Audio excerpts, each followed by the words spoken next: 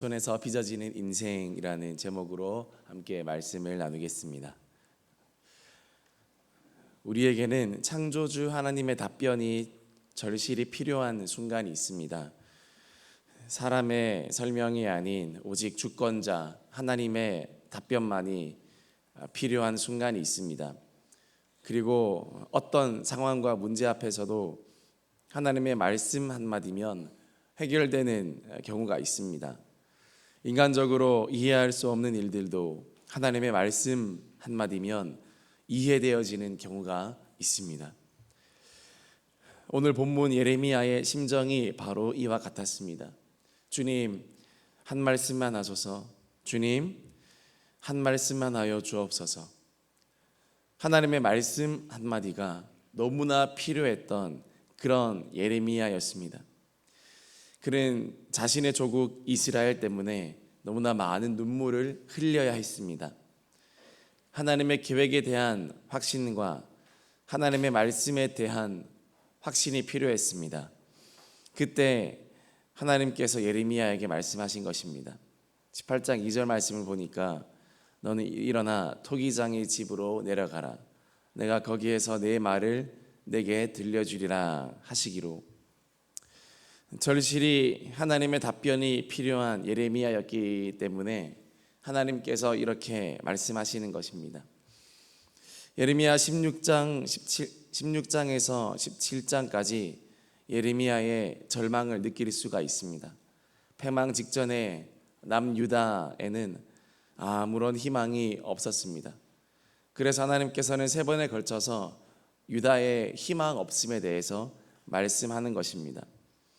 16장 2절 말씀을 보니까 너는 이 땅에서 아내를 맞이하지 말며 자녀를 두지 말지니라. 이 땅은 곧 망할 땅이니 결혼도 하지 말고 자녀도 두지 말라. 그렇게 말씀하는 겁니다. 예레미야 16장 5절 말씀을 보니까 조상집에도 들어가지 말고 통곡하지도 말고 그들을 위하여 애곡하지도 말라라고 합니다. 왜 그렇습니까? 울 사람이 없을 정도로 유다 백성은 다 죽임을 당할 것이기 때문에 그렇습니다. 8절 말씀 보니까 너는 잔치집에 들어가서 같이 먹거나 앉거나 마시거나 하지 말라 합니다. 왜 그렇습니까? 이제 잔치의 시간은 끝이 났기 때문입니다. 이 모든 원인은 무엇입니까? 바로 남유다의 죄악에 있었습니다. 우리 예레미야 17장 9절 말씀을 같이 읽어보겠습니다. 시작. 만물보다 거짓되고 심히 부패한 것은 마음이라 누가 능히 이를 알리오마는. 만물보다 거짓되고 심히 부패한 것은 마음이라 누가 능히 이를 알리오. 예레미야는 이런 절망 앞에 있었습니다. 정말 나라를 회복시키고 싶었고 자신의 인생을 보아도 주님 앞에 갈피를 잡고 싶었습니다. 하나님, 이제 저는 어떻게 해야 합니까? 희망이 없는 이 시대에 주님 소망의 말씀 한마디만 하여 주시옵소서. 그것이 바로 예레미야의 심정이었습니다. 바로 그때 하나님께서 예레미야에게 말씀하십니다. 토기장이 집으로 내려가라라고 그렇게 이야기합니다. 예레미야는 동네에 있는 토기장이 집으로 달려갔습니다. 하나님께서 거기서 과연 무슨 말씀을 하실까? 예레미야는 몹시도 궁금했습니다. 들어가서 보니까 과연 토기장이가 열심히 일을 하고 있었습니다. 다음과 같은 장면이었습니다. 예레미야 18장 우리 3절에서 4절 말씀 같이 읽겠습니다. 시작. 내가 토기장이 집으로 내려가서 본즉 그가 농로로 일을 하는데 진흙으로 만든 그릇이 토기장이의 손에서 터지매 그가 그것으로 자기 의견에 좋은 대로 다른 그릇을 만들더라. 하나님은 예레미야에게 실물을 보여주시면서 설명하시고 그리고 이해시켜 주십니다. 토기장이를 보라. 그리고 토기장이가 하는 일을 봐라. 토기장이의 손에서 그릇이 만들어지고 있지 않느냐? 그렇게 예레미야에게 이야기하고 있습니다. 예레미야는 직감적으로 깨달았을 것입니다. 아, 저 토기장이는 하나님이시구나. 그리고 저 농로에서 돌고 있는 그릇은 바로 나 자신이구나. 그리고 우리나라이구나. 하나님의 손에서 빚어지고 있구나. 그것이 예레미야가 아마 직감적으로 느낀 그런 감정과 생각일 것입니다. 그런데 그 농로에서 어떻게 됩니까? 이 그릇이 토기장이의 손에서 터짐에라고 합니다. 그릇이 터집니다. 그러나 토기장이는 아랑곳하지 않고 그 터진 그릇을 다시 모아서 다시 반죽을 해서 다시 만들기 시작했습니다. 그것을 빚어 가실 때, 그릇을 만들어 가실 때 누군가와 의논하거나 또 설득하거나 설명하지 않으시고 아름다운 그릇을 만드는 것에 토기장이는 집중하고 있는 것을 우리는 보게 됩니다. 도자기의 흙 중에 가장 유명한 것이 고령토라고 합니다. 고령토는 중국의 장시성에 있는 그 흙을 대표로 하는 흙이라고 합니다. 흙이라고 다 같은 흙이 아닌 것입니다. 비싼 흙을 사서 와야 됩니다. 그런 흙을, 재료에 맞는 흙을 구해 와야 됩니다. 그리고 그 흙에서 먼저 흙이 아닌 것들을 다 골라내야 됩니다. 나무나 건물이나 돌멩이와 이물질들을 다 골라내어 버려야 됩니다. 그 다음 어떻게 해야 될까요? 흙을 더 잘게 부서뜨려야 합니다. 망치 같은 것으로, 흙매로 이렇게 두들겨 때려야 됩니다. 흙이 완전히 가루가 되기까지 때리고 또 때려야 됩니다. 다음으로 그것을 체에 넣고 사정없이 흔들어야 합니다. 그래서 가는 흙 입자들만 체의 구멍을 통해서 나오도록 해야 됩니다. 그렇게 하면 아주 포슬포슬하고 가는 입자와 흙만 남는 것입니다. 그것을 이제는 물에 다 빠뜨려야 됩니다. 물속에 들어가면 심한 흙탕물이 됩니다. 그러나 가만히 놓아두면 흙탕물이 흐르면서 그 흙은 미세한 입자만 가라앉게 됩니다. 그리고 이것이 바로 도자기의 재료가 되고 원료가 된다는 겁니다. 그 흙을 건져내어서 도자기로 만들어 가는 것입니다. 도공은 그렇게 만들어진 흙으로 자신이 원하는 모양의 형체를 만들어 가기 시작합니다. 도공의 섬세한 손으로 자신이 원하는 모양을 빚어내는 것입니다. 그렇게 농로에서 도자기를 만듭니다. 농로가 돌아가면서, 그리고 도자기의 손은 도공의 손은 아주 섬세하게 이 도자기를 빚어내야 되는 것입니다. 그리고 그늘에서 말립니다. 그늘에서 말린 후 초벌을 해야 됩니다. 800도에서 1000도에 이르는 그 가마에 이 도자기를 넣어야 됩니다. 그리고 이 초벌을 하면서 굽습니다. 뜨거운 불구덩이 속에서 나오면 다시 하는 일이 있습니다. 바로 유약을 바르는 것입니다. 유약을 열심히 꼼꼼하게 잘 발라야 됩니다. 유약을 발라야 나중에 아름답고 빛나는 그런 도자기로 거듭나게 되기 때문입니다. 그런데 유약을 바르고 나서도 끝이 아닙니다. 또 어떻게 해야 될까요? 또 다시 가마에 넣어야 됩니다. 한번 불구덩이 속에 들어갔다가 나온 그 도자기를 더 센 불에 넣어야 됩니다. 왜 그렇게 할까요? 그 겉에 발려진 그 유약이 이제는 완전히 도자기 안에서 녹아들어서 정말 단단하고 또 밀도 있고 또 아름다운 그런 도자기로 만들기 위해서 다시 한번 그 도자기를 이제는 1000도가 넘는 그 가마에 넣어서 2번이나 굽는 겁니다. 그렇게 하면 그 도자기 표면에 발랐던 유약이 완전히 녹아져서 도자기와 하나가 됩니다. 이때가 가장 중요한 순간이라고 합니다. 그 전까지의 공정과 과정이 엉성했더라면 여기서 다 터져버리고 깨지고 금이 가게 됩니다. 그러나 그 전에 정말 이 도공이 시작부터 섬세하게 마음을 들여서 잘 만들어 왔다면 이 마지막 이 재벌구이에서 이 도자기는 아름답게 빚어져서 다시 태어나는 것입니다. 그 밤낮 뜨거운 불 가운데 도자기가 버텨줄 때에 비로소 도자기는 그 영롱한 광채를 내뿜으며 가마에서 나온다라는 것입니다. 여러분, 흙에 감정과 의식이 있다면 아마 너무 많이 아플 것 같지 않습니까?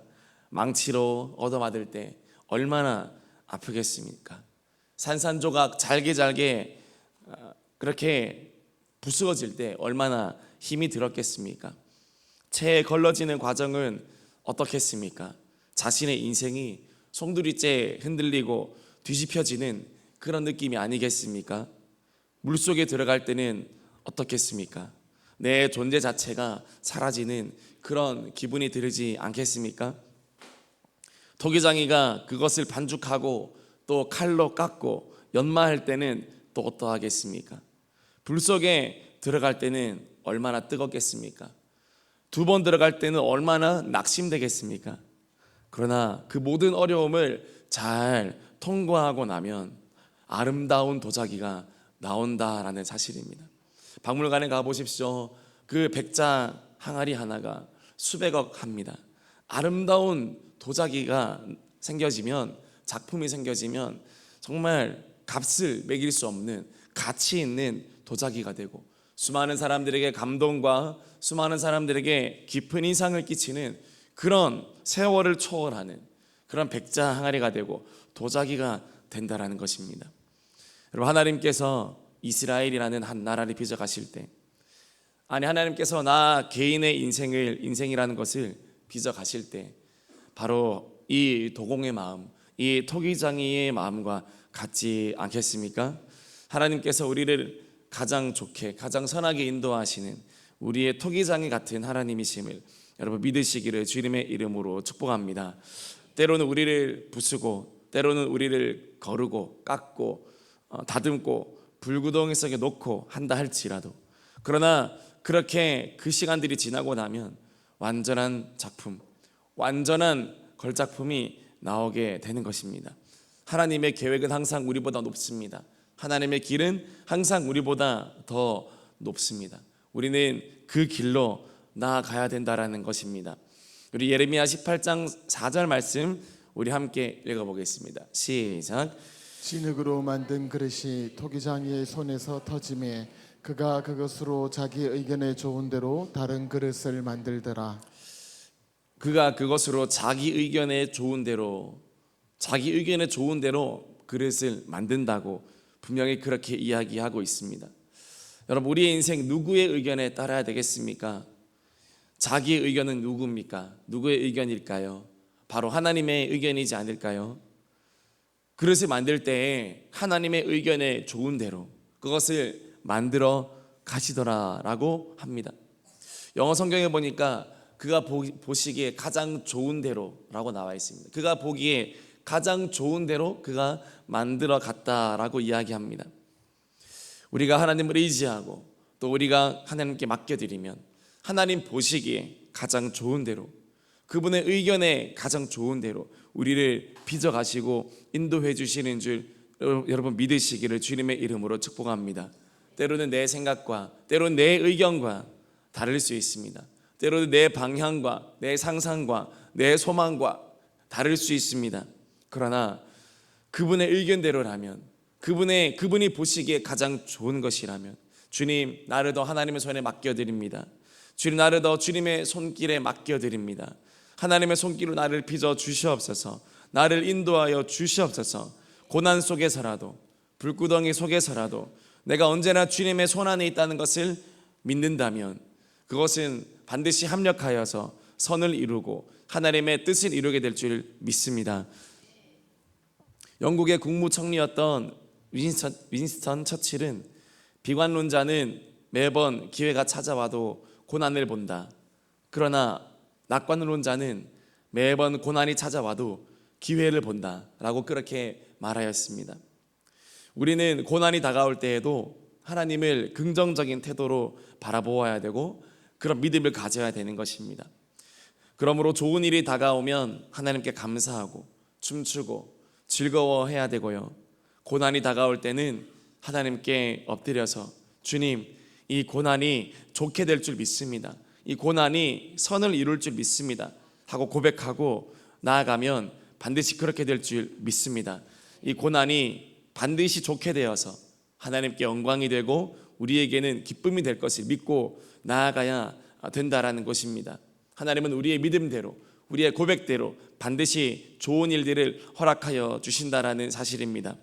어떤 고난과 어려움이 와도 주님을 의지하는 자에게는 열매가 있고 또 풍성한 은혜가 있다라는 사실입니다. 영국의 위대한 설교자 찰스 스펄전도 건강이 매우 좋지 않았습니다.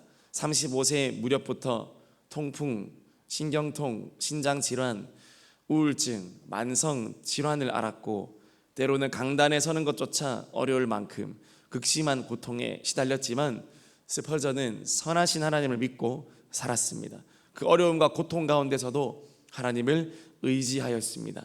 그럴 때 그는 주옥 같은 설교와 책들을 써내려 갔다라는 것입니다. 이랜드 그룹의 창업자 박성수 회장은 대학 시절에 원인을 알 수 없게 찾아온 근무력증으로 2년 동안 누워 있어서 아무것도 못하였지만 그는 낭망하고 포기하지 않고 그 자리에서 경영에 관련된 것을 포함한 수많은 책들을 독파하기 시작했습니다. 2,000권, 3,000권의 책을 읽어 나갔습니다. 그 후 그는 사업의 방향과 비전을 구상하였고 건강이 회복되고 나서 오늘날 이랜드 그룹의 시초를 이루는 그 가게를 열었습니다. 폴 트루니에는 말했습니다. 고통이나 악함 또는 약함 그 자체는 우리에게 저주도 축복도 아닌 중립적인 것이다. 다만 어떻게 반응하는가에 따라 우리의 삶은 창조적으로 또는 파괴적으로 나아간다라고 이야기했습니다. 우리에게 어떠한 일이 있다 할지라도 선하신 하나님을 믿고 선하신 주님을 의지하면 믿음으로 반응하면 반드시 그것은 우리에게 창조적으로 또 우리에게 열매를 맺는 또 우리에게 하나님의 뜻을 이루는 아름다운 하나님의 역사로 우리에게 오게 될 줄 믿습니다. 여러분, 이 오로지 기도의 기간 가운데 우리가 고난 가운데에도 주님께 나아가기 위해서 우리는 함께 기도하고 있습니다. 우리가 이 고통과 고난을 기도로 승화시킬 때 하나님께서 그것을 받아주실 줄 믿으시기를 바랍니다. 이 기도의 기간 가운데 우리 교회가 또 여러분의 인생이, 여러분의 가정이, 또 우리나라가 하나님께 올려드리는 믿음의 기도를 통해서 다시 한번 새롭게 태어나고 다시 한번 거듭나고 다시 한번 새로운 시작을 경험하고 하나님의 우리가 알 수 없었던 하나님의 놀라운 계획과 놀라운 뜻이 우리에게 깨달아지고 부어지는 그런 은혜가 있게 될 줄 믿습니다. 기도할 때 그런 일이 일어나게 될 줄 믿습니다.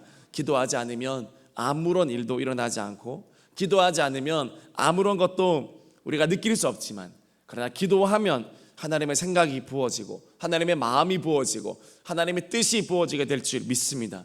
하나님은 누구를 쓰실까요? 하나님의 마음을 알고 주님의 뜻을 따라 살아가는 사람을 사용하십니다. 그런 교회를 붙들어 주십니다. 그 방법은 기도밖에 없다라는 것입니다.